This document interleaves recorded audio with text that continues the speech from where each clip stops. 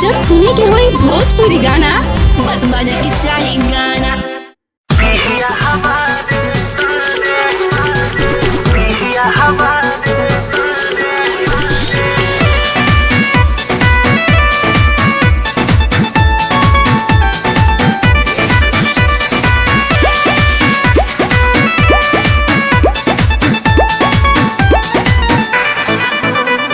सास गईली नहीं हर रहो तोरे ससुर जी दुआरे।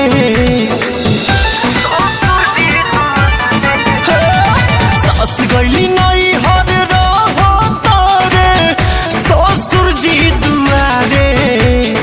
देखे लो जब सुघर लईकी लागे सीटी मारे। शादी शुदा होके खोजे सखी पिया हमारे शादी शुदा होके खोजे ला कुमार। सखी पिया हमारे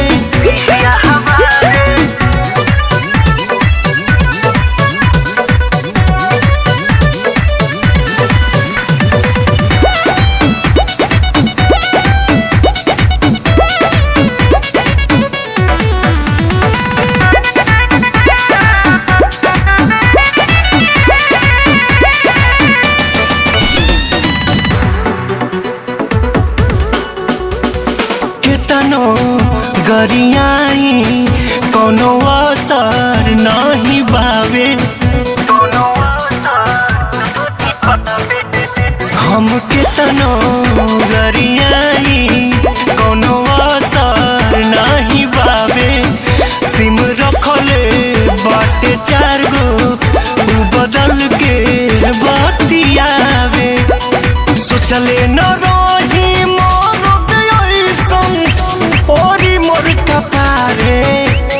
शादी शुदा होके खोजे ला कुमार। सखी पिया हमारे शादी शुदा होके खोजे ला कुमार। सखी पिया हमारे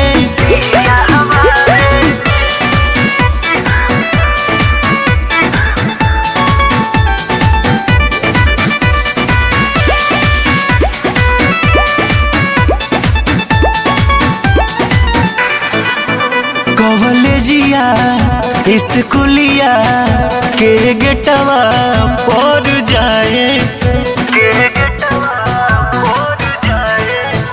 कॉलेजिया स्कूलिया के गेटवा पर जाए।